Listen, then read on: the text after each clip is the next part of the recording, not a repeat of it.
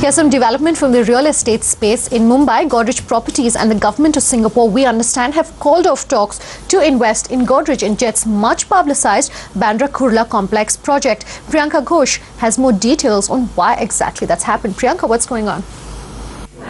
Well, Godrej Properties has always been looking for project financing for this particular project. Remember that this is the one in partnership with Jet Airways. The contours of the transaction that was being discussed with GIC were two. One, that they would sell stake in the project to raise about 500 crore rupees, and the other is that they could have sold the entire building to GIC. Of course, that would fetch them a higher value, about 1500 crores or so. But what we now pick up from sources is that either ways, after about 6 months of negotiation, this deal is completely off the table at this point in time. The reason is that GIC thinks that this is now a financially unviable deal for them. What has really happened is that Godrej was supposed to buy additional floor space index from MMRDA for this particular project. The permissible one is about 4, and they were going to buy 4 additional FSI, and this has come at a higher cost. So their estimate was about 8,000 rupees for a square foot,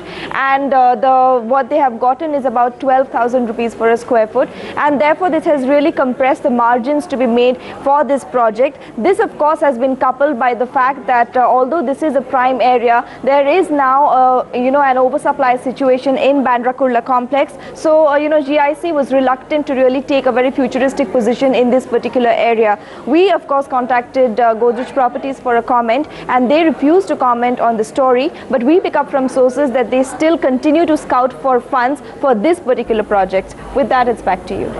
The Godrej and Jet joint project turning financially unviable.